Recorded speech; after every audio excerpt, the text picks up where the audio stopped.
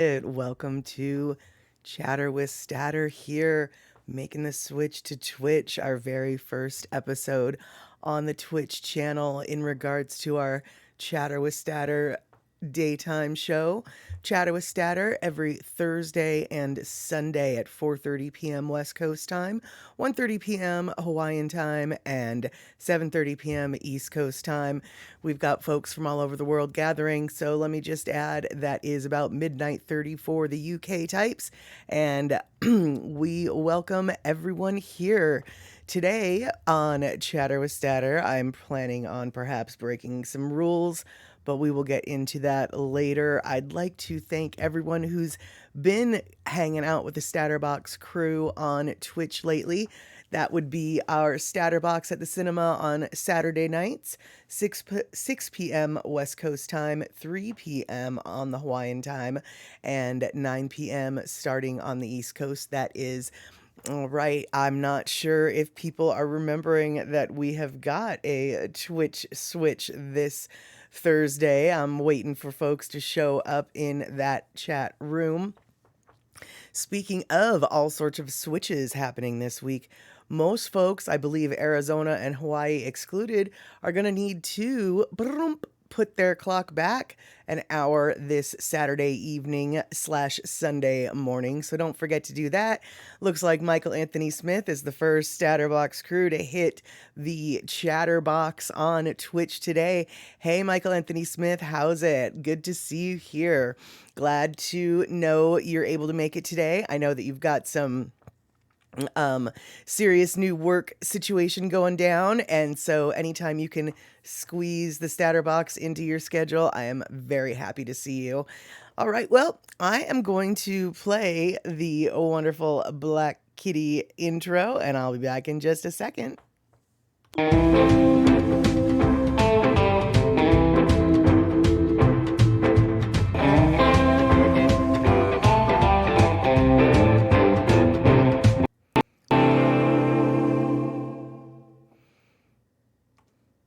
Hey, Cindy Krause, looks like you are in the house. Phenomenal. We got a couple folks now hanging out.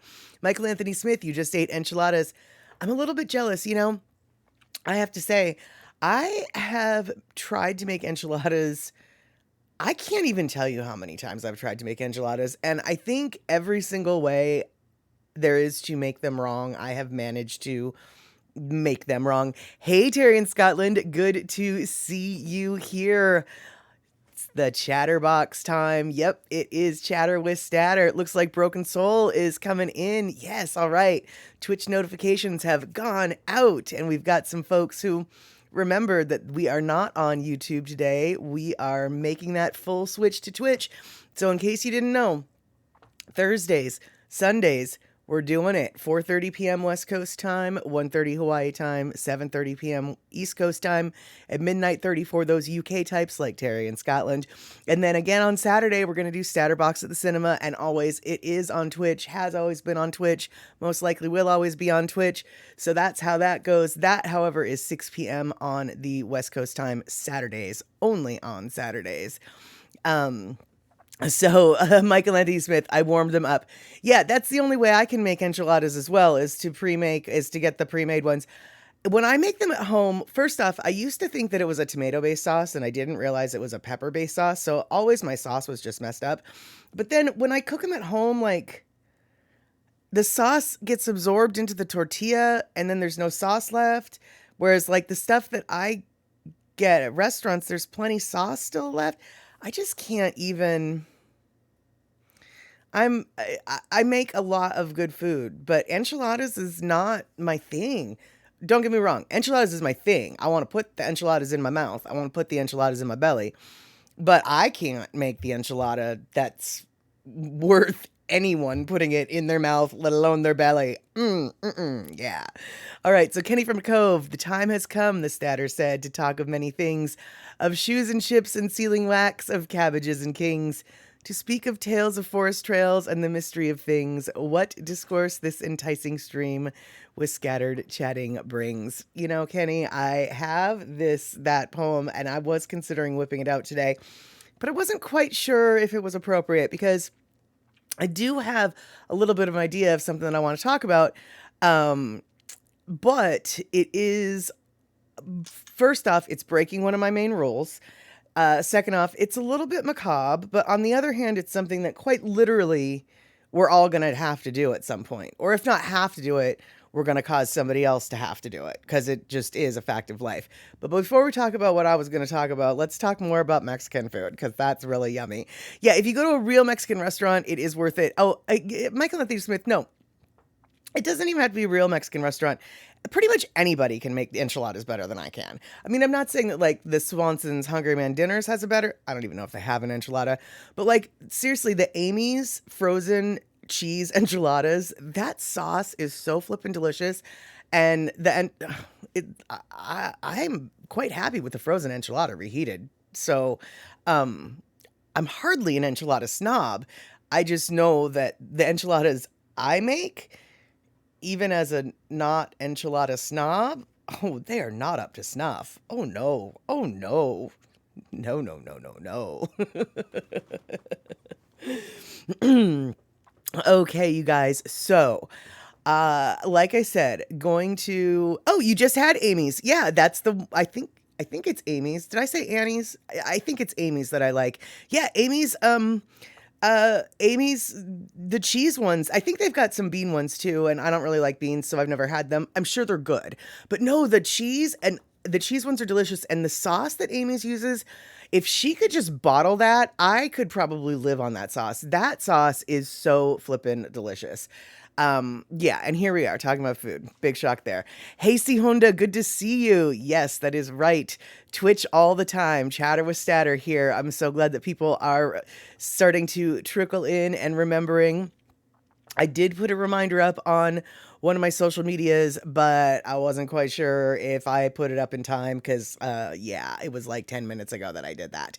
So, don't know why making the switch to Twitch is a little bit nerve wracking. I've already posted on Twitch before. It's not like we haven't hung out before. I mean, we've been on dates before, all of us, right? We've all hung out, but, for some reason, this new atmosphere has got me all Twitter-pated. Or Twitcher-pated, I guess is what I should say. Yeah, exactly. Um, Cindy Krause, you love Mexican food too? Well, I have to tell you, you better love Mexican food. You live in California, and I don't really think that there's any way of escaping the Mexican food in California, frankly. It's a good thing too, because it's good there too. Much better than some places. Hey there, Pinnell. How are you? So happy you can swing by. I know that Terry's going to probably go live in about a half an hour, so I am appreciating everyone popping in to say hello. And, all right, so here's the deal. Now, trigger warning, content warning, whatever. I know we all like gather round here today to like talk about the chit chatty things and the things that don't really matter. But sometimes, even in your little coffee clatch, you kind of have to talk about things. Well, we don't have to talk about this, but I'm going to. I'm going to be breaking my own rule. I'm breaking one of my own rules. First day on Twitch, and I'm already breaking my rules. So, I want to talk to you today because it sort of is the season. What with the Day of the Dead a few days ago, Coco, the movie that we watched on Saturday, Halloween being on Sunday. And for me personally, yesterday was the anniversary of my mom's passing 20 plus years ago. So don't really worry. But it did bring to mind the unglamorous world. We're going to mention two unglamorous things. But first off, the unglamorous world of funeral planning. And what are you going to do with your body? Like, seriously, what are you going to do with your body when you die? I kind of wanted to talk about that, but I specifically want to talk about one particular thing that not everybody has heard of yet. But before we talk about that, Terry, you're hysterical. You ate too much cheese and was Twitcher-pated for 3 days. That is exactly wonderful. See, this is what I'm hoping. We can have a lighthearted conversation intermingled with some serious stuff today. So we're talking about how cheese backs you up. And, you know, sometimes when you're dead, your people have got to figure out how to back you up, right? Like, where did he put his important papers? And what kind of box are we going to burn him in? Seriously, that's a question I had to answer for my mom. Now, I know this is morbid, and I'm so sorry if this is a bothersome topic. We're probably not going to talk about it for very long. Once I touch on the one thing I want to talk about, we can pass this topic. But seriously, okay, so my mom, she dies, right? And I mean, sorry, but it's so long ago. It's not a problem. So my mom dies. She wants to be cremated. Okay, that's great. Cremation, no problem. Well, in the state of Washington, you can't put a body in the crematorium thingy by itself. You actually have to have a box to put it in. So my sister and I are at the funeral home, and the funeral director's like, so here's a catalog of boxes.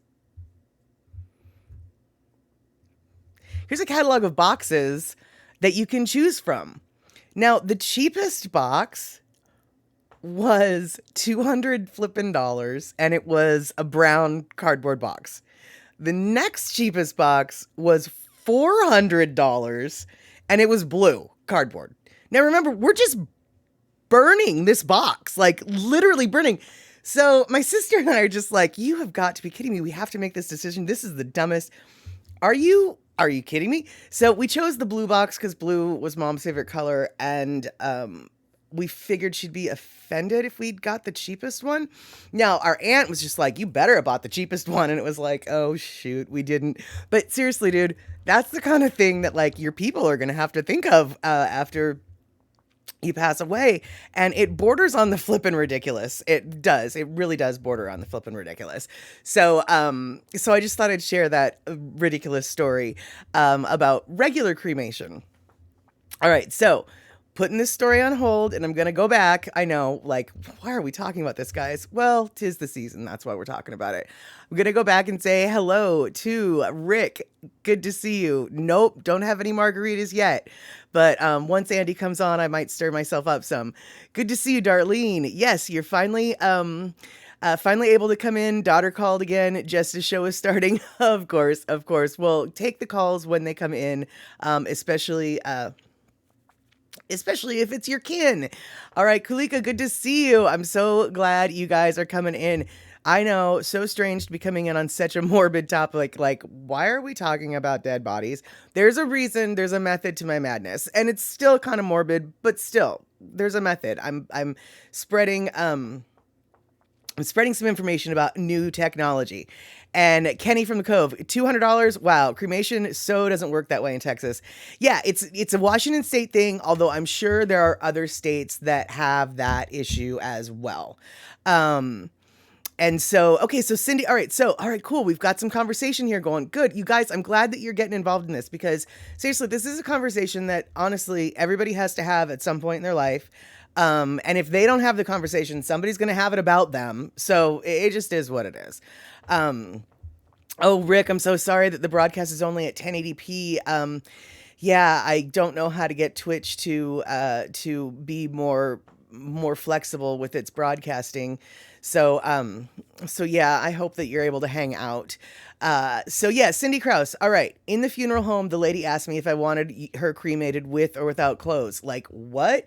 Yeah. See, whereas in Washington, I don't think you get that option. I think that it's a without clothes kind of thing in Washington, but I don't really, I don't remember that because I don't remember picking an outfit for her to get burned in. But I do remember picking a box. And so, yeah, so there's that. But like Kenny says, cremation doesn't work like that in Texas. Right. Sometimes, like I said, it's a Washington state thing. Other states, I'm sure, have similar and then not anything similar rules to boxes needed for the body. But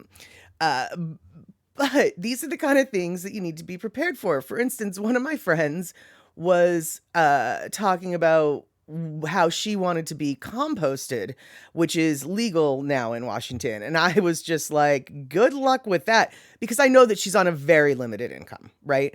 And I was like, good luck. And I know that her child is also not super rich at this point in her life. So I was like, good luck with that. Composting is like the most expensive body disposal option in the state of Washington. And she looked it up and she was like, oh, oh, I guess I'm not going to get composted, right? So you've got all these grand ideas, but then you've got the realization of like, yeah, well, what's really going to happen? And so, in most spots, you've got the choice of cremation, which we all know is via fire, or typical cremation is via fire. And then there's the burial, and then there's the natural burial with, no embalming and this, that, and the other thing. And that's legal in some places. I'm not so sure it's legal everywhere. I don't think it's legal in Washington, but don't quote me on that. So, so she was mentioning this on her stream, and then someone was like, "Well, I'm going to donate to my body to science." And as Pakalika says, he's going to donate his body to science fiction. Well, that's great, except for actually, that's not really realistic for quite a few different people. First off, if you don't live close to a medical facility, a medical school, or a college or university that does research that is even willing to want your body, if you don't live near enough for an easy transportation or cheap transportation, donating your body to science all of a sudden doesn't become a donation. It becomes a lot of money output for you to transport that body, even if they want the body. And some places don't want bodies. Certain types of bodies, fat bodies, for instance, notoriously are not, they don't have any interest for using overweight, high BMI bodies for research or science. So you can think that you're going to donate your body to science all you want, but if nobody's willing to take it, well, then you're not. And now you've got a body that you need to get rid of, or rather, your relatives have a body they need to get rid of, right? Right. Yeah, all right. So it looks like, Pinnell, yes, okay, you're donating your body so no one has to decide. You live probably close enough for that to be an option, but lots of people in rural America, that is not an option. Like I said, also, not to mention, if you're not the right size or shape, it's not an option. They don't want you. And then some people seem to be under the influence or under the idea that like, well, I'm going to donate all my organs. And it's like, well, that's great that you're going to donate all your organs, but there's still going to be a vessel where all those organs came from that you're going to have to dispose of, and you're going to have to pay somebody to harvest those organs, i.e. a funeral home. So just because you donate your body in various and assorted ways doesn't mean you or the people that you have left behind are left with no body to dispose of. And it is super flippin' expensive, as Elaine points out. In Hawaii, we got the cheapest box for your mom and your brother, and that was simple. But Dad chose the brass urns. Oh my God, expensive. Right, see, they get ya. Pardon me, I really, the brass urns. Yeah, exactly. Yeah, we got my mom's urns, just a little cheap wooden one. Right. But yeah, exactly. It's what you have to, some states have these different regulations. And so, and if you happen to be over like 6'5" or what, and actually it might even be shorter than 6'5", but if you happen to be over a certain height, suddenly a regular standard coffin, and then obviously if you have to be over a certain width, a regular standard coffin is no longer going to fit. And so you're going to have to, or your people are going to have to bust out for the extended size coffin. But guess what? Extended size coffins, they don't fit in traditional cement vaults that you're buried in a cemetery. So now suddenly you have to buy an oversized vault, and most cemeteries don't have plots big enough for oversized vaults. So now you've got to buy 2 cemetery plots if you're an oversized individual. And by oversized individual, I mean both in girth and in height. So, so suddenly, being an odd-sized body creates more cost for the body disposal and sometimes more real estate being taken up. And so, Kenny from the Cove, oddly enough, both your parents were cremated and they already owned 2 plots at the cemetery and their ashes were not interred. Yeah, and at the cemetery where my dad is buried, we got the plot when my mom passed. And in one plot at the cemetery, I don't know if this is a state thing, if this is an industry standard, but in the plot that we got for my mom, we got the plot so we could have a memorial marker, the headstone. So, and we knew that we needed for my dad. So, you can put up to 3 bodies in one plot is what I'm trying to get to. So you can like bury one and then inter 2 ashes. So you can actually like triple up on one plot, oddly enough, in some funeral in some cemeteries. I'm not saying this is everywhere. But yeah, Kenny from the Cove. So yeah, you've just got 2 random plots at a cemetery, but you know what? That's kind of good. I mean, I don't know what you're planning on doing, but seriously, if you have rights to those plots, that's saving you some flipping money, or your people some money. Yeah. Uh, oh no, Piccolo T. Twitch says that you can't pass the sobriety test or something. All right, yeah, try again on Sunday, or Saturday if you're going to be around. We're going to be watching Torch Song Trilogy for Statterbox at the cinema. Now, Pekalika 72, black market value for organs is good money. That is true. However, you still are going to need the connections, and I'm not so sure everybody has those connections. So, yeah. So, yeah, Penel, okay, government told you to do both. Okay, all right, there you go. So, yeah, so, okay, right. Kenny, all your kin know when you die, cremate me. My soul is free. I don't need that body anymore. They don't need to keep my ashes. Scatter me on the beach in Port Aransas. Sorry, that was a hard phrase to say there. Yes. Oh, and we're good. Yes. I was hoping that everyone would remember at least at the last minute that we made the switch to Twitch. Good to see you. We are talking about a kind of a morbid topic. We're talking about funeral plans, body disposal, legal body disposal, despite what Patrick is talking about. I'm trying to keep it on legal, not black market organ situation here. So yeah, glad to see you, Anware. If this is a topic that disturbs you, I'm very sorry. I tried to warn people before I started babbling about it, but we are keeping it a little bit lighthearted as well. We're talking about boxes and how much the boxes cost that you have to burn your people in. Not every place you have to get a box to burn, folks, but in Washington and Hawaii you do. Texas, maybe not so much. So, it looks like Cindy Krause says Punch Bowl Cemetery has 3 deep, your grandpa, grandma, and dad stacked. Yeah, I had a feeling that most cemeteries tried to make good use of the land. I know, Anne, right? Came in on a cheerful topic. But like I said, dude, if you don't have this conversation, somebody's going to have this conversation about you. It is quite literally a part of life. Literally no one can escape this fact, right? So might as well talk about it in like a semi-lighthearted manner with folks that we're already having a coffee clatch with. Like I said, if this is just too much for some people, I know that at certain points in my life, this conversation would not have been an acceptable use of my mental health and time. So I have no problem with anybody who's like, I am out of here when they find out what it is we're talking about. But hopefully we're not going to be talking about it too long. We'll see where the chatter scatters. But I still have to get to my main topic, which, I haven't even gotten close to yet. So yeah, let's see here. Patrick, it looks like you think your grandpa has a plot at Punch Bowl too, although he is cremated at my grandma's home right now. Right, yeah. Yeah, I have a feeling that there are quite a few plots that have gone underused, shall we say. And where cremate me, scatter me, don't you dare put me on the shelf mantle. There you go. Now Elaine, yours can put 4 in one plot. There's 1 open for me with dad, mom, and little brother. Interesting. Well, that's, I mean, obviously you don't have to use it, Elaine, but that's nice. You should let your people know that it's available just in case. Yeah, so, Rick, you're just looking for a green burial someplace in the wild. Right, yeah, rightfully so. I'm not sure what Wisconsin's laws are, obviously. Obviously every state has different laws about the green burials. Like I said, I'm not sure that Washington allows that, but something in the back of my head says that they might recently have started to, so no quote me on that. Yeah. Elaine, it's costly to die. Yeah, exactly.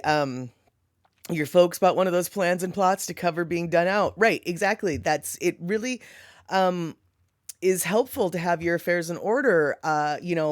My mom, when she was in the process of passing, most of the legal stuff was in order, but the details of like the burial and everything like that hadn't been done yet. And so, having had that done would have been a really nice thing. On the other hand, having all the legal stuff in order made my sister and my job so much easier. So I'm not complaining.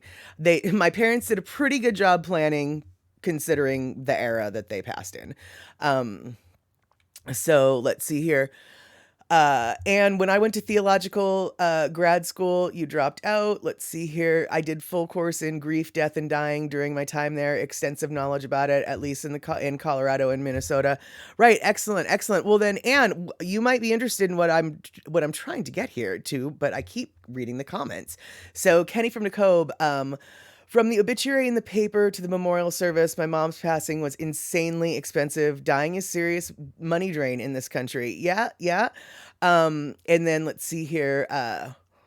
Darlene, I've always said to Rick, I really don't care for anything big for the body. It's just the shell of the person. Yep.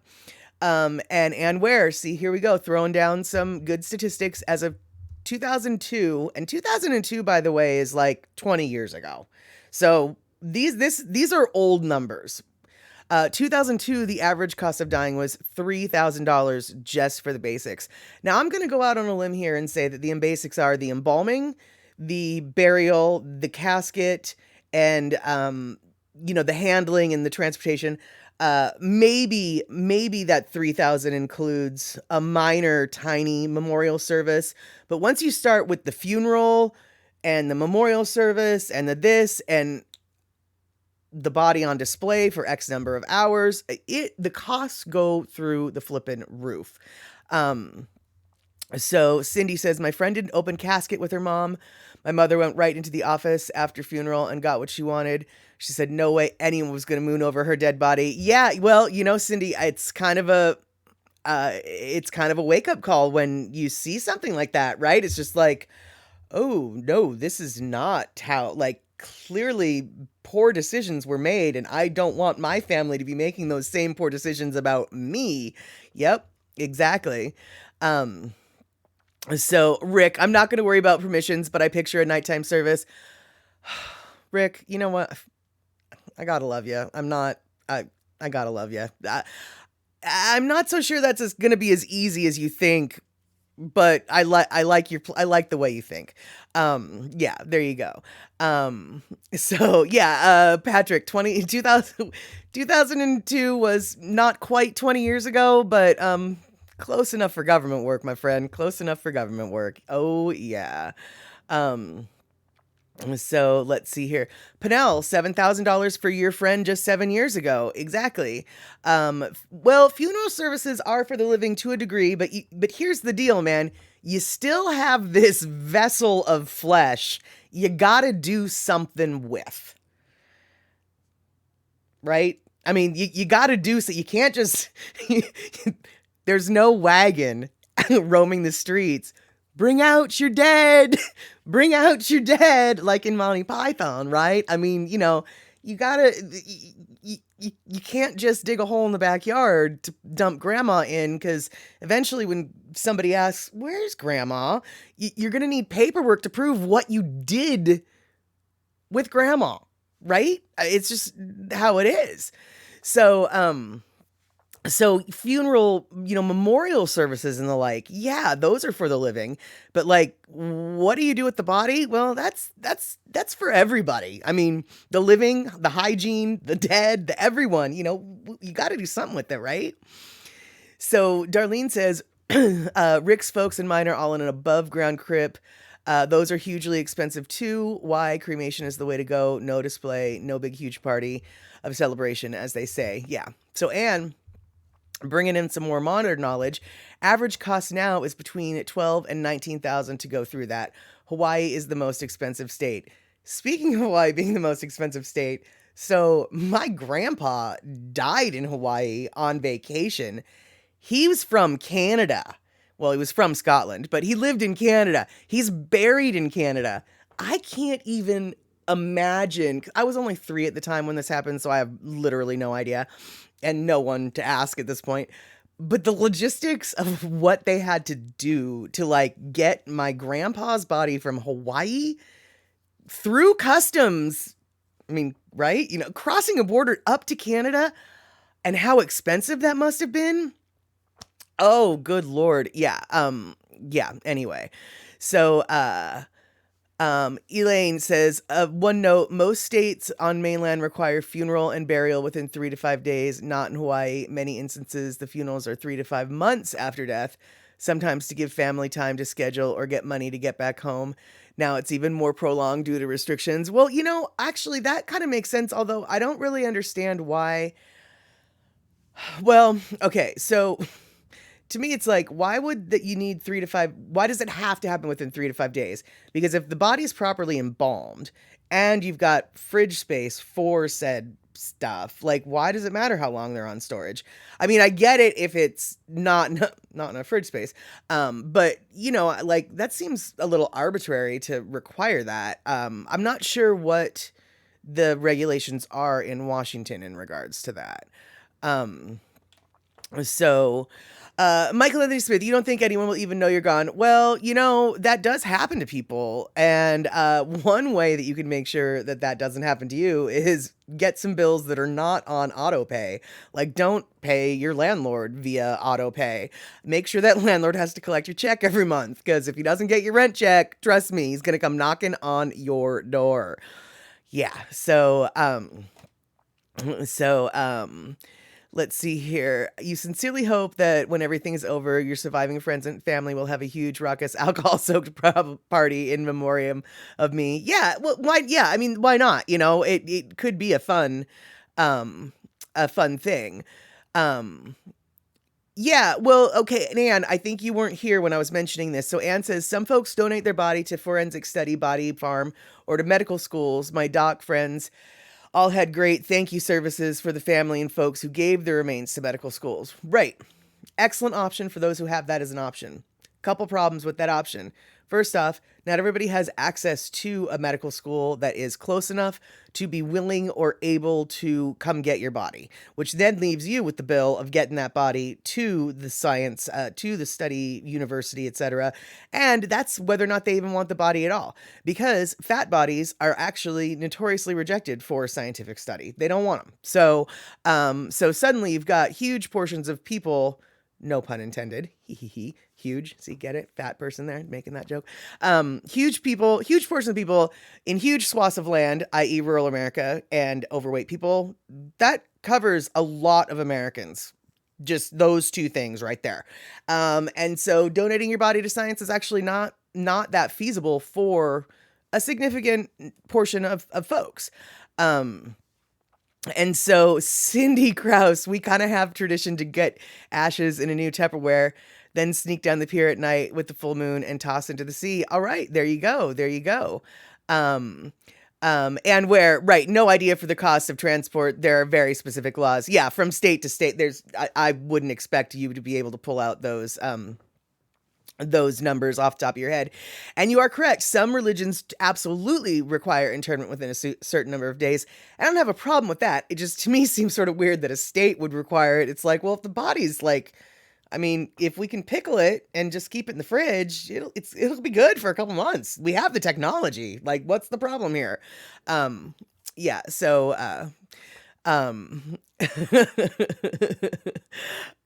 so let's see here. It looks like, yeah. So yeah, everyone is, so yeah, it seems like everyone's still holding on to this topic of morbidity here. Thank goodness for going along for the ride. We're getting to the point. We are. But first, I want to say, and where for class, I got to go to a county coroner and see the facilities, and also all the parts of the funeral cremation home. I wasn't going to be a minister, but those who were preparing needed to know what they might be asked to help with for grieving families. Yep, that makes sense. Yeah. Let's see here.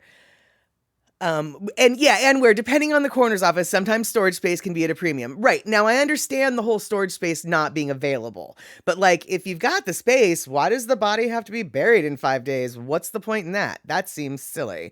But yeah, so, okay. And Michael Anthony Smith, go call Angie. We'll be here. But you're going to miss out on the whole point of everything. Now, the whole point of everything, this whole reason why I've been talking about this morbid topic, is because we've been talking about burial and we've been talking about cremation. And everyone's familiar with our traditional cremation, which is via fire. But check this out. Cremation is extraordinarily damaging to the environment. It leaves a huge carbon footprint. It uses a ton of natural gas. But there's another way that you can get cremated, and it's from water. And it's called alkaline hydrolysis or water cremation or aquacremation. And it basically, there's a couple different methods. There's a low temperature method and a high temperature method. This is a way of disposing bodies that has been around since the 1800s and was typically used for farm animals, but they have since brought it over to the human side, and about 24 states have legalized alkaline hydrolysis and hydrolysis. Oh, I don't remember what it's called. But what we're going to do, we're going to watch a little clip from Canadian news all about Aquamation. And because Aquamation is something that I think everyone should have an option to have. It is a cheaper alternative to traditional cremation. It's a cleaner alternative to traditional cremation. And so let us all learn a little bit about Aquamation. With a growing graveyard real estate crunch and the desire to go green, many people are plotting other after-death options. Jocelyn Monette wants to protect the environment in death as much as she does in life. To that end, she doesn't want to be buried or cremated. I don't want fossil fuel to be part of my journey out of this world. Instead, Monette wants her remains handled using a system called Aquamation. There's no fire, there's no smoke, there's nothing. It's just a stainless steel vessel with water gently flowing over the body. The scientific name of the process is alkaline hydrolysis. The body goes into a purpose-built unit. Water, heat, sodium, and potassium are used to break down its proteins, fats, and carbohydrates.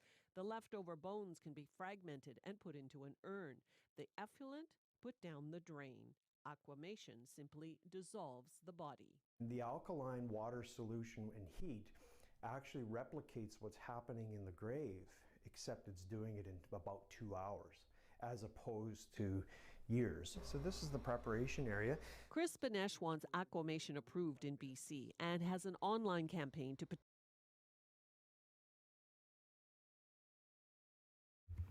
Okay, that sucks. Hold on. You guys can't hear. That sucks. You guys cannot hear, and that is not the intention. So what we're going to do is we are going to do something different. We are going to do this. Sorry, you guys.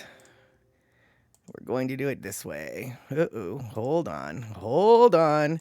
We're going to get there. I promise. I think I promise. Because this is really important, actually, oddly enough, guys. So we are going to do this. Gonna do this. Hopefully we're gonna do this. Hopefully we're gonna do this. Why can't anybody hear nothing? The growing graveyard real estate crunch and the desire to go green. Oh, god dang it. Okay, hold on. Options. We're gonna do Jocelyn something Monette different. wants to protect the environment in death as much as she does in life. To that end, she doesn't want to be See, I had this buried all or set up. cremated. I thought I did, but alas, apparently I did not. Journey So out of this world. Instead, Monette wants her remains handled using a system called Aquamation. So now, No fire, hopefully. You booked a cozy Verbo Oh, mountain great. cabin. Now we get to have a A commercial. kitchen where everyone can chef. But the thing they'll But remember the question forever, is, can you watching hear the game it? together once again. Alkaline The time for getting back together is now. hydrolysis, a purpose-built Find it on Water, Verbo. heat, sodium, and potassium are used to break down its proteins, fats, and carbohydrates. The leftover bones can be Because it fragmented and sounds burned into like If you're trying to lose it's belly coming fat, through stop doing on cardio. mine. This sounds kind of backwards, But right? Well, believe me, it's actually true. The truth is that Hollywood's I don't know elite if it's coming actors through on yours. can get ripped while adding 12, 15, even 20 pounds of muscle. There are in two just a playing. week because Fan they flippin' follow a tastic. long All right. forgotten and Boom. suppressed by the fitness industry's secret That should was stop used for one of them. generations of bodybuilders and athletes before steroids were even invented. I don't even weigh 210 pounds. You've lost me. That's insane. Ugh. So you lost 53 pounds. Okay, well, yeah, the commercial's where we're at right now. Sorry, guys. I tried to set up so I wouldn't hear the commercial, or wouldn't have to watch the commercial, but apparently, my jeans were falling off of me. I lost 53 Yeah. pounds.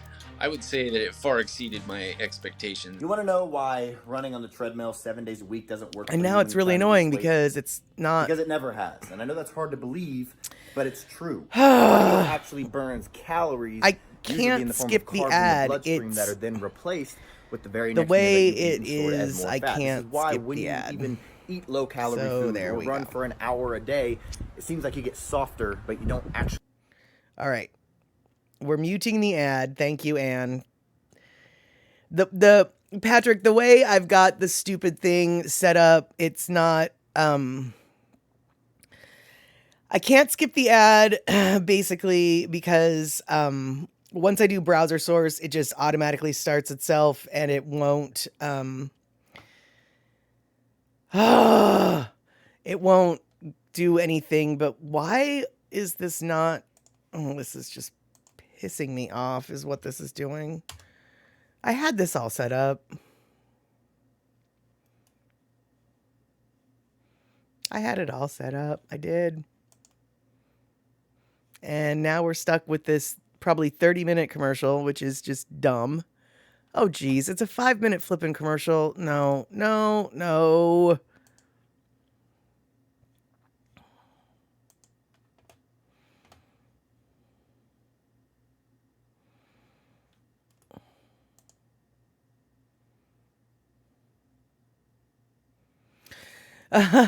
Fourth Dimension Red, good to see you. He's hot. It's fine.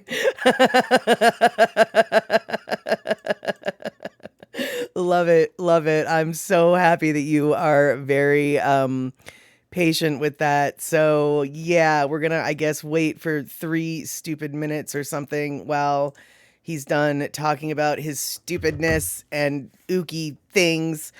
I was just don't medium 7-Up. No, right. It depends on how I pull my source with this stupid software. And when I put it through as a browser source or as a screen capture, everybody was like, I can't hear it. I could hear it. It was coming through on mine. So then I was like, all right, I guess we're going to do browser source. And once it's on browser source, it has to do its own thing. Now,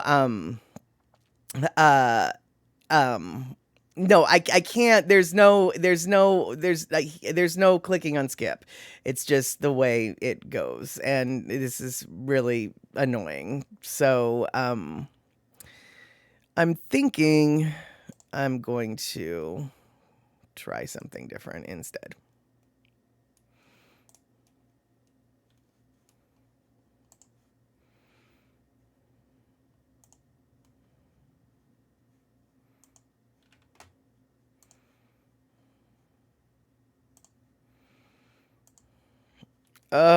Nope. All right then, that's annoying.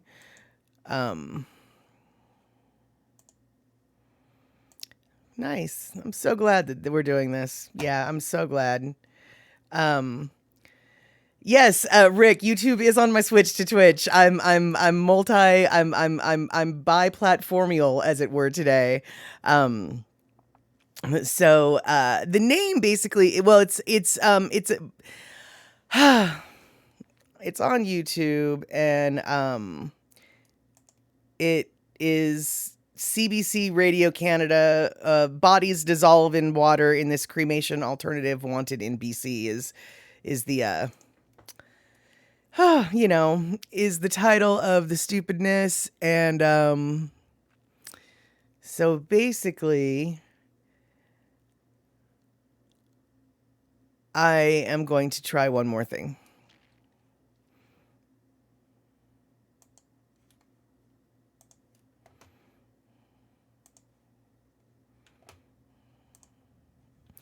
No, I am not. I tried that before. That is really annoying.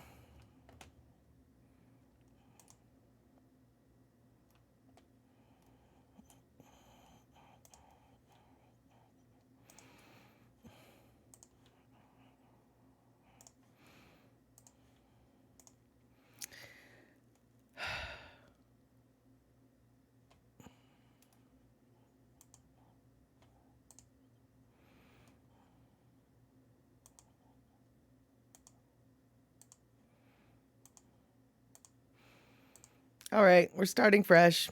We're starting fresh. We're starting fresh.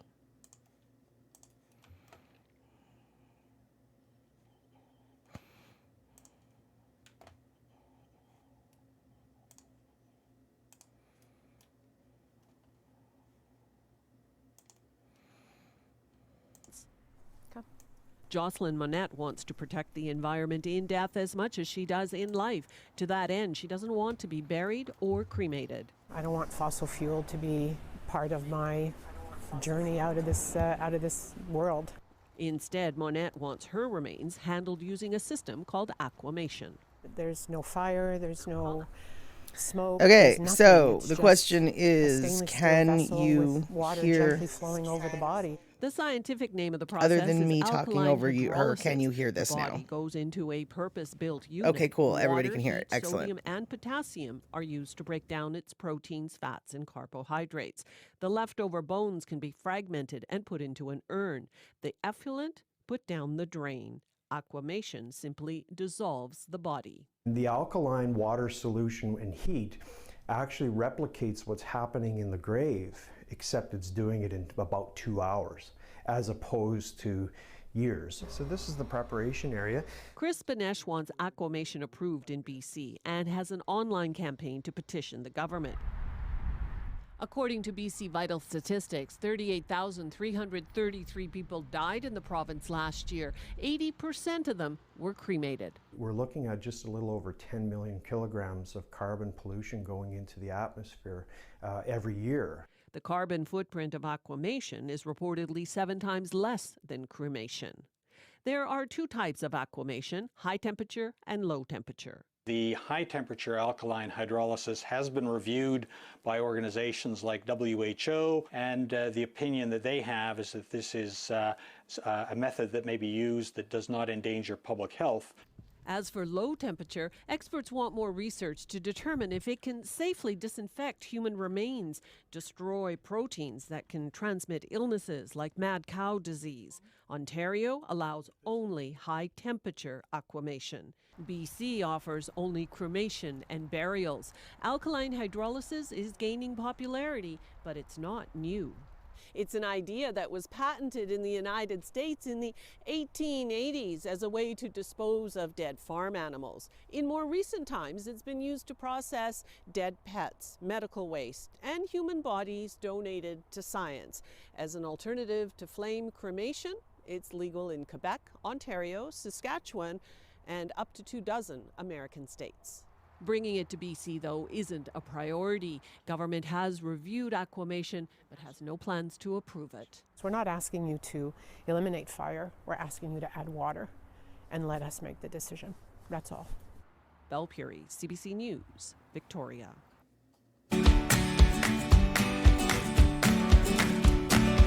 Okay, hold on. Let me do what I need to do here. Boop. All right, so... Okay, so Darlene, what a great question. How did this topic come up? Yeah, the topic came up basically because I insisted that it came up. It was part of my plan for today's show, basically because of the time of year with Halloween, Day of the Dead, and yesterday it was the anniversary of my mom's passing. So these were just topics that were heavy on my mind. Not to mention also last week I had a friend on social media talking about her plans for getting composted, and I brought up to her, you don't have the money for that. And she looked into it and was like, I don't have the money for that. And it's like, yeah, I know. And then our thread on the social medias kind of took a tangent, and it became pretty clear that lots of people had never heard of Aquamation. And I really wanted to get the word out about Aquamation because it actually is cheaper for the most part than traditional cremation, and also it is something that can accommodate bodies of size, be it heavier bodies or taller bodies, whereas traditional incinerator type fire methods of cremation sometimes have limits on how big of a body they can put into the crematorium.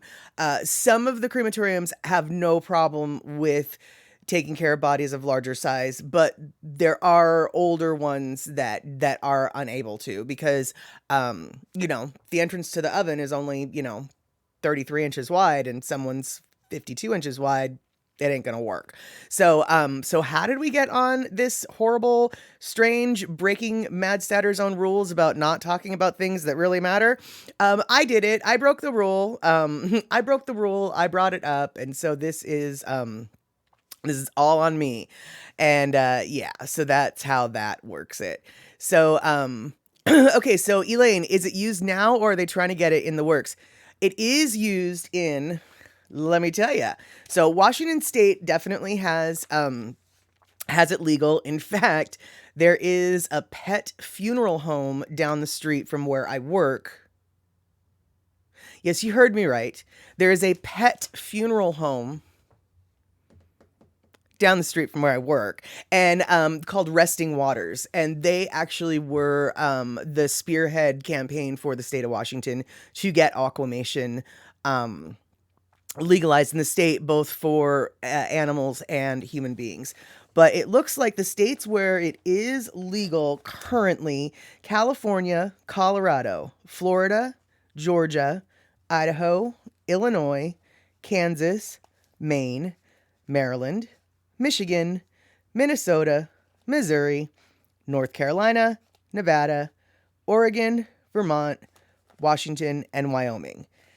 These other states, Arizona, New Jersey, New York, Ohio, Pennsylvania, and Texas, are all looking into making Aquamation legal. But if you live in a state that I did not just list, Aquamation is not going to be an option for you at the moment. That being said, if you start to hear of Aquamation legislation going on in your area, you might want to consider supporting it. It is another option for folks at the end of their life, or for the family members that have crossed that rainbow bridge, as it were.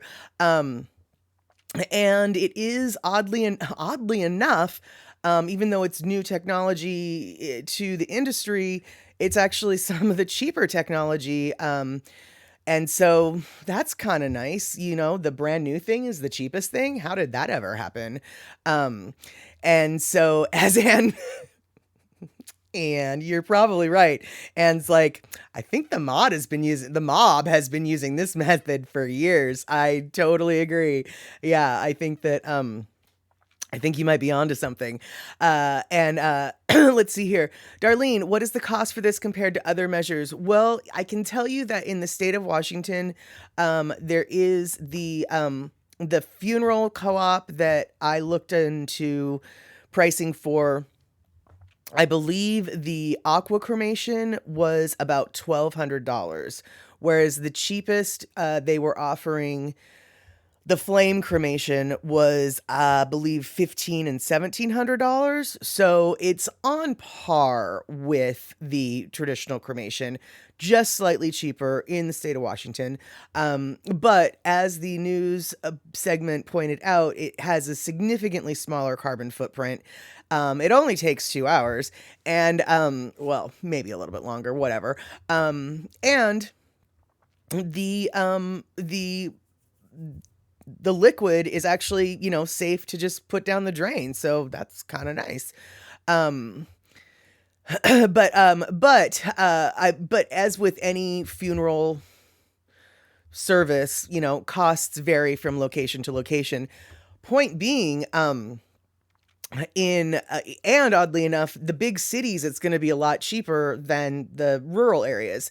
An example is my boss's mom. She died in rural Idaho, and it cost, I believe, about $2,200 to get her mom cremated in rural Idaho.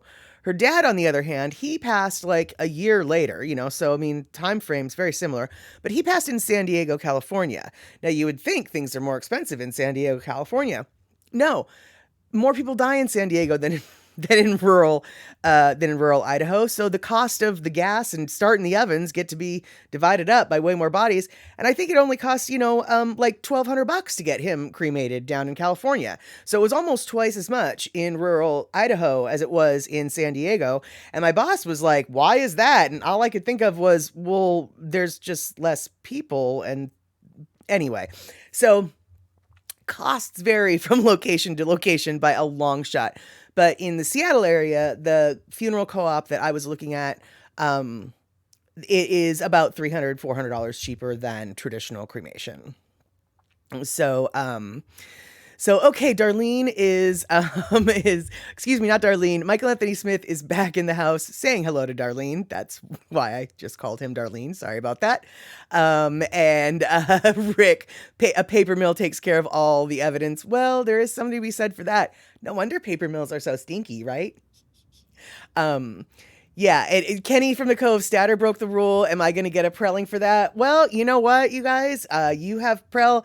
Those people who are subscribed to this Twitch channel can prel me all you want, because I fully admit I am breaking the rules right now. There's no two ways about that. Yes. Oh, Darlene, pets are part of our family too, just saying, at least in my opinion, they absolutely are. But the idea of like a pet funeral home, no, actually, don't get me wrong. I've actually considered applying for a job there. I think I would excel actually in that realm. Pets are 1000% they are my family. Yeah, I'm not, but it just is a little bougie. I mean, it's just like, of course Seattle has a pet funeral home. It's just, as much as I can appreciate the need for it, I can also roll my eyes at like, yeah, that's, people with too much money would do that. Exactly. So let's see here. And where your parents have headstones for all the dogs we've had over the years. Absolutely. I have, you guys, I mean, I have a little funeral plot of animals in my yard as well. And, I have the kitty queen is buried next to her boyfriend, Mr. Whiskey, and, Guinness, Whiskey's brother, is right there. I mean, I am not trying to make fun of anyone who treats their pet as though they're family. I just think that the idea of a pet funeral home is a little over the top. I am willing to I guess I wish that I had the knowledge or the foresight to think of that, because as we're talking about here, dying is an expensive business, right? So there you go. And yeah, exactly. So Elaine, oh my gosh, Hawaii needs that. We're running out of grave spaces. I cannot tell you, the first time I was on Hawaii as a very small child, the first time the concept of a cemetery was brought to me, I was like, well, what are all, I was at what is that? And they told me it was a cemetery. That was my first thought, was just like, well, they're going to run out of land to bury all the people. And so from that moment on, I mean, we moved out of Hawaii when I was 5. So I was younger than 5 when I was having these thoughts. All I could think of was, I don't want to be buried because there's no need to take up that land. And yeah, exactly. Hawaii needs that. You're running out of grave space. I don't think Hawaii was on that list. And so, Elaine, if you wanted to maybe bring this technology, bring this idea, this this technology to the funeral industry, I have no doubt in my mind that the funeral industry of Hawaii would be happy to push the legislature for expanding laws to allow that type of thing. So let's see here. Yeah, okay, good. Okay, you guys, I'm glad that you can understand why I'm like, really, a funeral home with the animals? I mean, I'm glad you guys are picking up what I'm laying down. Right, there you go. So, right, yeah, exactly. Most people just have the cremation done through their vet, and then you can pay extra to make sure it's only your dog that got cremated if you're going to get the ashes back, et cetera, et cetera. And when I had to put my last cat down, she was very ill, and taking her to a vet was just not in the cards. So, I paid good money. Oh, paid good money for a vet to come to my home and take her across the Rainbow Bridge. And so, I mean, we spend a lot of money to keep our animals happy and comfortable. So, yeah. Kenny from the Cove. I had a cat named Guinness. That is so cool. That's cooler than names I gave my last cat, Hobes. Yeah, my cat named Guinness, he was a black cat, and his brother, not really brother, but brother, his name was Whiskey, and Whiskey was an orange cat. And so I had an orange and black cat named Whiskey and Guinness, and they were the best brothers ever. Yeah. That's how that works. So, Elaine, right? Yeah, you were worried about taking up space too, so that's why you wanted to be cremated and scattered. No worries about space taken. Yeah, my dad was just like, "No way, you're burning me." He wanted to be buried. Like, he had a real mental issue with the whole cremation idea. My mom, though, she was like, "No, I don't need to be, just." Yeah, burn me and scatter me. So she's scattered down in Maui, actually, whereas my dad's still up in here in Washington in the ground. Yeah, so right, and where better to spend the money to keep them comfortable rather than for fancy resting places. Precisely, yeah. And after what I spent to have my cat put down in the house, I didn't have money for fancy resting places. That's why she's buried in my yard. I mean, she would have been buried in my yard anyway, but yeah, exactly. So, yeah, so this is basically the point of what I wanted to talk about today, which was Aquamation. I want to thank you guys for hanging out with this incredibly morbid topic. We can keep talking about all these things. Like, if you guys have, it's like, oh my gosh, I had to spend $200 on a box to burn my dad too. If you guys want to keep talking about this, we can. But the content warning can be turned off, perhaps. We can talk about other things and stuff. Who knows? We've only got another half an hour left until we raid out to Andy Bumatai. I will tell you this.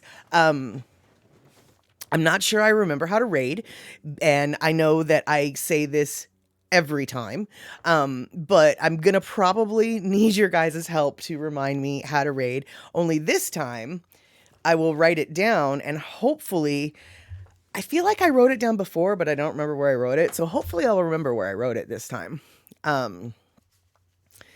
Let's see here.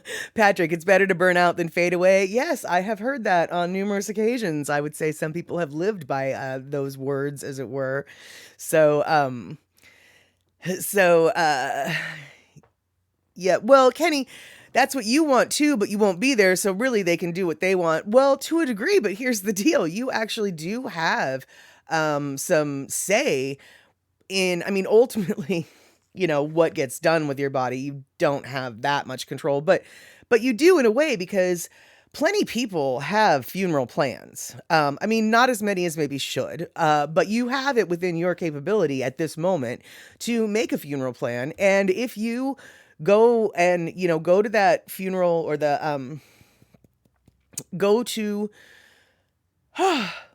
whatever funeral home it is that you decided is going to handle your cremation and your body handling, and you let the funeral director know what your plan is, they can at least communicate to your people, that you need to be scattered at Port Aransas, and this, that, and the other thing. And then obviously you can also, pound it into the head of anybody who you think is going to be the one who's going to be doing that. That being said, yeah, once you're gone, you don't have much control. But if you've already prepaid for some things, chances are they're going to at least use the services that you prepaid for and the like. So, you know, you do have a way to at least guide the process a little bit now. So Medium 7 Up, he's just like, yeah, we're not going to talk about this anymore.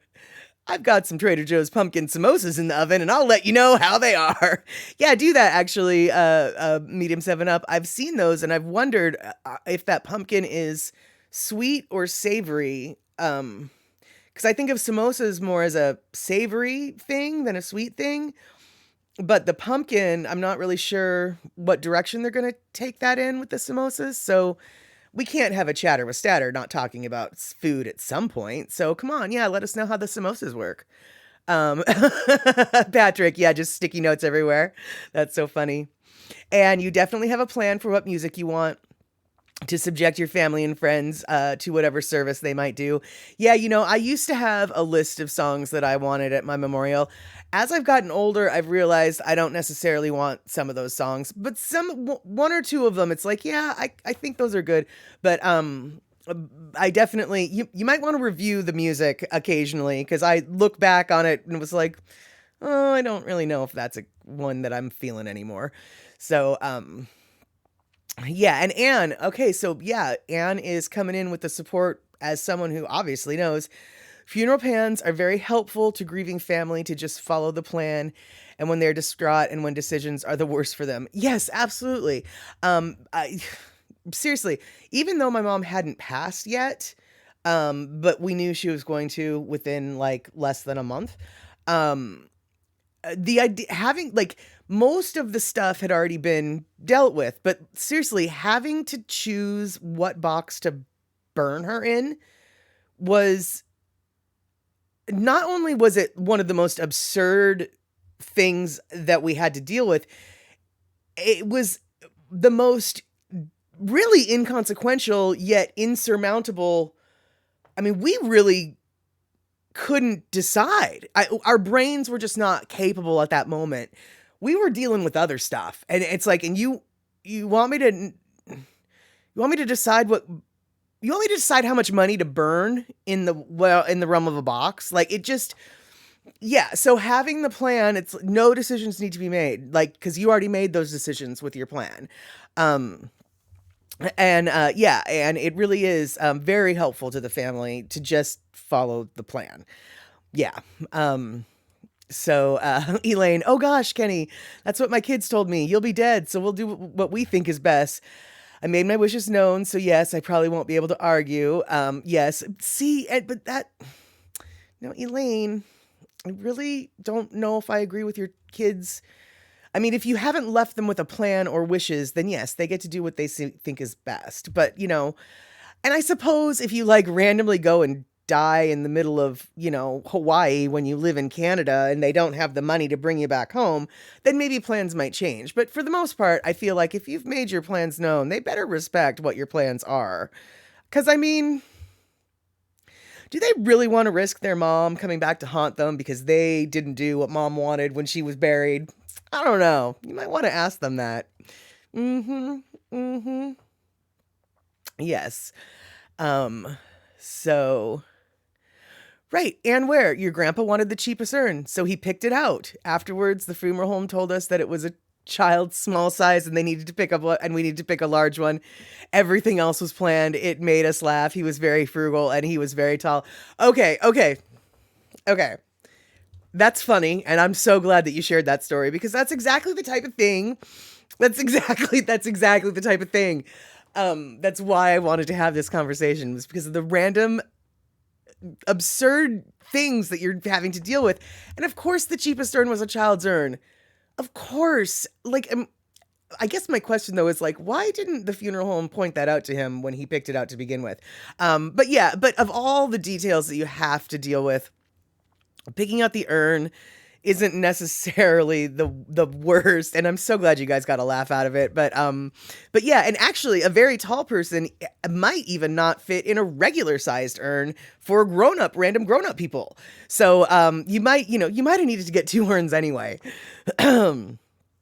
Yeah. So okay, medium 7 Up. You're also wondering how sweet or savory. If it's got paneer inside, I would like to think they're going on the savory side of things, but I am very curious because I'm not a fan of pumpkin and squash, like butternut squash soup that goes to the sweetness side. I don't really like that. I like it when it goes more to the savory.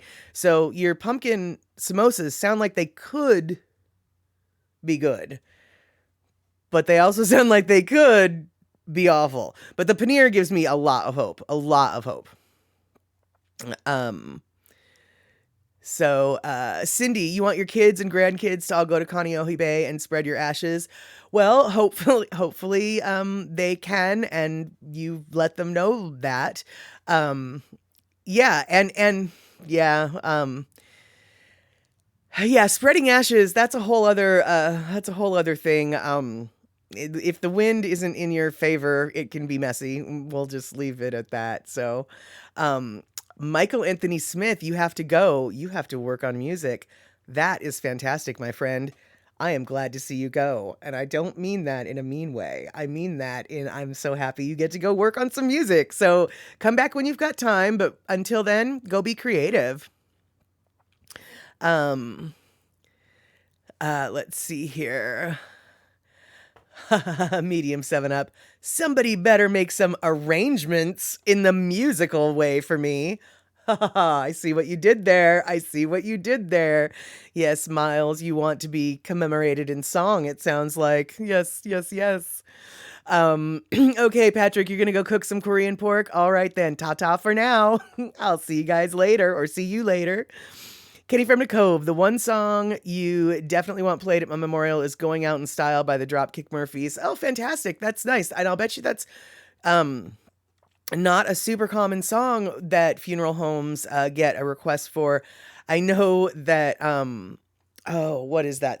The Frank Sinatra one. I Did It My Way. That one apparently is like a little overdone, according to some funeral folk that I've spoken with. Yeah. So let's see here. Kenny from the Cove, you're going to come back and haunt. So, oh, really? Oh, Rick, interesting. Just don't prepay for your plans. My brother got shortchanged when her funeral trust went bankrupt and reorganized. Oh, well, yeah, that sort of sucks. I don't know enough about that risk. Yeah, that's not good. Well, I mean, I don't know. You could prepay like real soon, like when you know you're going to die, right? Right? Let's see here. So Cindy Krause, Miles, she says, Miles, my friend got Louisiana Mardi Gras send-off was pretty cool. Nice. I kept reading Louisiana margaritas instead of Mardi Gras, and I was like, I don't know what a Louisiana margarita is. So, yeah, exactly, Elaine. You need to strike the fear of mom in them and tell your kids, I'll be back. Precisely.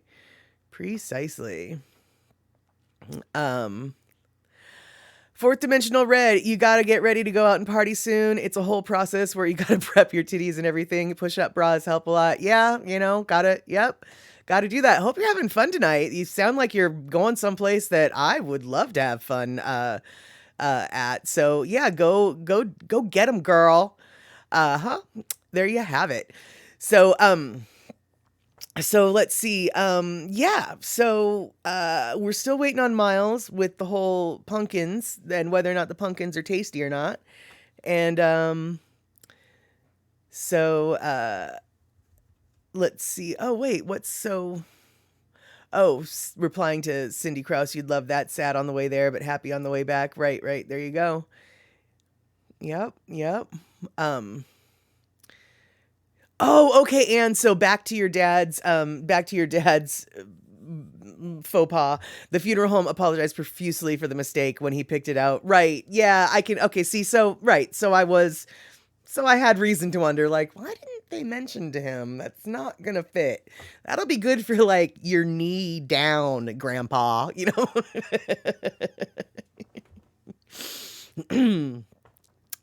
Yep.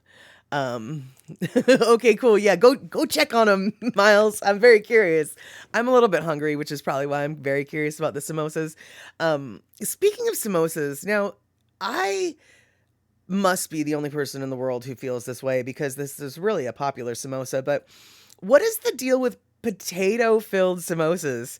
I mean, like, really? A potato sandwich? You've got to be flipping kidding me, right? I mean, I suppose it's no different than a pierogi in the sense that it's dough with potato, but for some reason, samosas that are potato filled, which are very common, and I see people eating them all the time. My coworker loves them, but they just seem like they'd be a little dry to me. I mean, I like bread, I like potatoes, but never once has it ever occurred to me, like, I know what I want to do.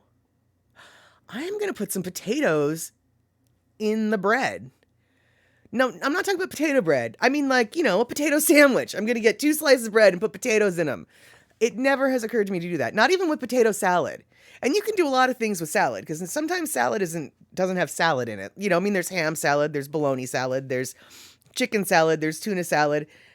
There's even potato salad. Now, all those other salads I could think of putting between bread, but potato salad between bread? No. Yeah, no ID. A-Rose, what in the Karen's name is this? Well, this is Chatter with Statter, and I am Mad Statter, and everyone here in the Chatterbox is the Statterbox crew, and that includes you, since you decided to come in and say hello. And we are talking about anything and everything. Today, we're talking about funeral stuff, which is normally not what we talk about at all. Now we're talking about food, which we talk about food a whole lot. So hang out.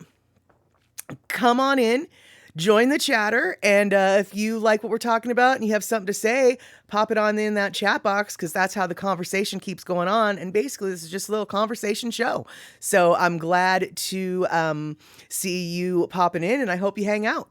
And medium 7-Up. So coming back with the pumpkin samosa report. They are Indian spiced. They're spicy, Indian spiced.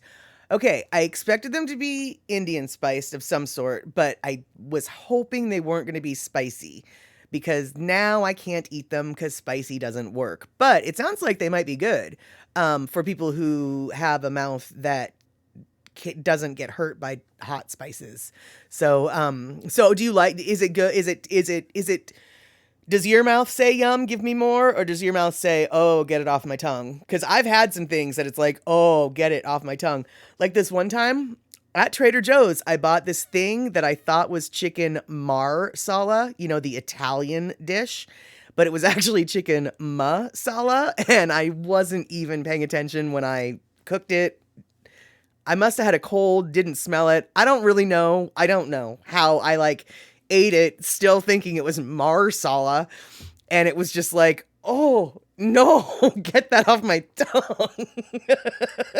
And it wasn't even that it tasted so bad, it was just not what I expected to have on my tongue. Sort of like, you expect, you're drinking some milk, but you've got your orange juice next to your milk, and then you drink the orange juice instead, and you're thinking it's milk, and you freak out because it's disgusting, even though it's just fine. Yeah, there you go. Okay. So Elaine, you're saying that the potato-filled samosas remind you of bean paste, especially if it's tasty. Interesting. Okay, so it's not nearly then as dry as I was envisioning. Okay, all right. Kenny, a sliced potato slathered in butter might be pretty tasty. Well, a potato, salt and butter, sign me up. I mean, I don't care if it's fried, I don't care if it's boiled, I don't care if it's steamed, I don't care if it's baked. I'm sure there's another way we could cook it, but yeah, sign me up, but between 2 slices of bread seems like a weird thing. And sometimes you somehow you imagine that I would love spicy food. Maybe it's the red hair. Yeah, you know, I wish I could. Some spice I can handle, like some Asian spices I can handle that like build up and then suddenly realize your mouth is numb. Like I can handle that. But like Mexican spicy food where it's like spicy from the get-go, I can't handle that. So, yeah, it's just not happening. Yeah, Cindy, exactly. It's just instant rejection. Even though it's a perfectly acceptable thing, it's just not what your brain was expecting. And so suddenly it's like gag reflex comes into play and you're just like, I don't know what that was. And then you laugh because you're like, oh, it was orange juice. I like orange juice. Ha, who knew? Yep, exactly. So, so let's see. Pardon me, sorry about that. Yeah, so and Miles, so okay, so it's spicy like Indian spices. Um is the oh, I wish I could find the words for what I'm trying to ask. Is the potato filling textured like pumpkin pie? Like what's the for lack of a better phrase, what's the pumpkin goo like in the middle of the of the samosa? Yeah, there you go. What's the goo? Is it goo? Is it like pumpkin pie, or is it like pumpkins can be a little bit more fibrous sometimes. Is it as smooth as like pumpkin pie filling? Is it a little more fibrous? Tell me more about these samosas, because even though they're spicy, I'm still very curious. And where now you want Indian cuisine, what is your favorite Indian cuisine, as it were? There's so many things besides curry, and I know that whenever I think of Indian food, my first thing that I think of is curry, but you know, there's so much more to curry. Or not, see, there's so much more to curry than curry. There's so much more to Indian food than just curry. That's what I'm trying to say. There you go. And what is the thickness of the puree? Puree. Gravy. Exactly. Yeah. Stirring it up so well. Yep. Miles's appetite. It's overwhelming. Yeah. So that's what I'm asking. What is the thickness of the puree? Puree. Okay, so it's a little more mushy than usual, but there's still solid elements or little bits. Okay, so it's not like a smooth thing like that. Okay, cool. Kenny from the Cove, from Greece. Tell me more. Is it like pumpkin pie? Oh gosh, speaking of Greece, that movie, when I was a kid, I watched it mostly on the television reruns. And consequently, tons of that movie was edited out. So it wasn't until I was much older that I actually saw like the whole Grease movie. It was much racier than I had ever anticipated as a 7-year-old child who watched it on Sunday night on, Channel 7 or whatever. So let's see. Yeah. Okay. So vegetable. It's similar to the vegetable samosas. Says medium 7-Up, and you're telling me that you're not very knowledgeable about Indian food, but your current favorite is lamb or sag paneer, sog paneer. Isn't that spinach stuff, or am I making that up? And then chicken tikka masala. Yeah. I don't like the spices in the chicken tikka masala, which is really too bad because in theory it looks delicious, but then I put it in my mouth and I'm like, no, I don't like that. And maybe you know this, maybe you don't, but is chicken tikka masala the same thing as butter chicken? Because I feel like it is, but I also am not sure. But I know that butter chicken is an Indian dish. My question, I guess, is butter chicken another name for chicken tikka masala? Yeah, there we go. Kenny from the Cove, the Grease soundtrack album was racier than the TV version of that movie. Yeah, I guess, I don't know, but see, I guess I was just young enough that I didn't pick up. In fact, no, I know I didn't pick up on a lot of the things because, you know, I would sing, I remember actually as a like third or fourth grader singing, Look at Me, I'm Sandra D, Lousy with Virginity. And my mom was like, what did you just say?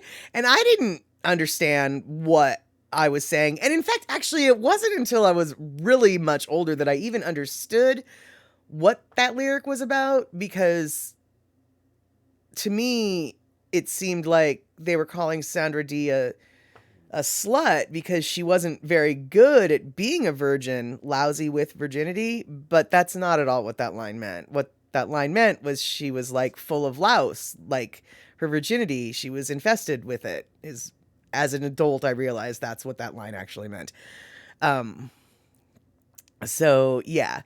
Let's see here. So, okay, so sog is the vegetarian cheese with the spinach sauce. Okay, so I wasn't making that up. And then chicken tikka masala is different than butter chicken. Okay, then maybe because I've been afraid of butter chicken before, thinking it was chicken masala. Maybe I'll stop being afraid of that. Yeah. So Elaine, oh gosh, now it all makes sense. So that's what they were talking about. Seriously, dude, like when I pointed that out to a lot of people, they're just like, oh, I always thought that they meant everybody interpreted that line the way I did as a kid. It was just like, they thought they were calling, but no, but that line doesn't make sense in the context of the rest of the song, because in the context of the rest of the song, right, they're making fun of how straight up of a prude she is. And now suddenly they're calling her a slut because she's not good with her virginity. I mean, it really just didn't make sense. And so as an adult, when I finally put it all together, I realized, oh, right, that's what they meant. And no, Anne, I don't think chicken tikka masala is spicy in the hot hurt my mouth sense. When I said spicy, I actually just meant the herbs and spices, the mix of the herbs and spices they use to create the flavor profile, which I realized, like, using the term spices in those two ways is very different. So apology for that. Butter chicken. Everything was tasty. Butter chicken. Nice, Kenny. Yeah, there we go. That's cute. Yeah, gotta notice Andy's gonna be he's live in 4 minutes. So if you guys want to head on over there now, you can. I'm going to hang out here until the last possible second so we can do a raid, or even maybe just me do a raid once he actually starts the show. But I can't remember. Is it like /raid Andy Bumatai, or is it the raid Andy Bumatai? Can somebody help me remember how to raid? Because I don't remember how to raid, even though I should know how to raid. Can someone help me raid? Can someone help me raid? Kenny, you're so funny. I am so hitting Whataburger after this. Yep, there you go. Luckily, I've got some Australian meat pies that I can pop in the oven for this evening's dinner. That is what the plan is for my grumbly tummy later on this evening. So, yeah, so... let's see here. I know what I'll do.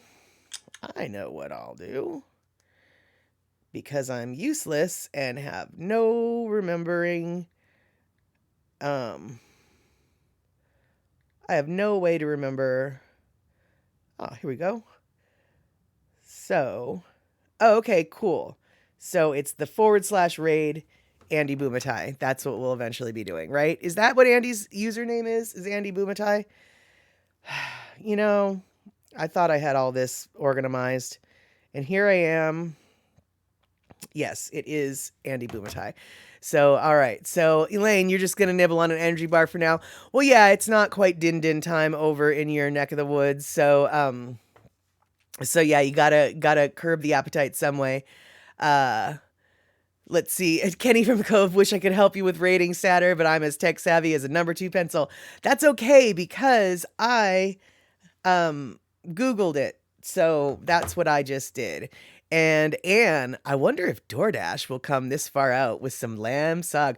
Yeah, hey, it doesn't hurt to ask. It doesn't hurt to ask. I'm not usually a fan of doing like DoorDash or the delivery stuff because you end up paying so much in fees, but I'll tell you what, when I do finally break down and do it, it is like the best luxury ever. Oh, I feel like I'm the richest person in the world to have come bring me the food of my choice. I don't have to lift a finger. Just come bring me. You don't even have to answer your flipping door. They leave it on your doorstep and you'll get it when you want. It's just a beautiful, beautiful thing. All right. So, I already forgot. So we're going to, because it's getting to be that time. So /raid Andy Boomatai. Yep. So that is what we're going to be doing. All right. So getting to be almost 6 p.m., which means it is time to go catch our Daily Pigeons live. And we will see you on the other side. Thanks for hanging out on Twitch.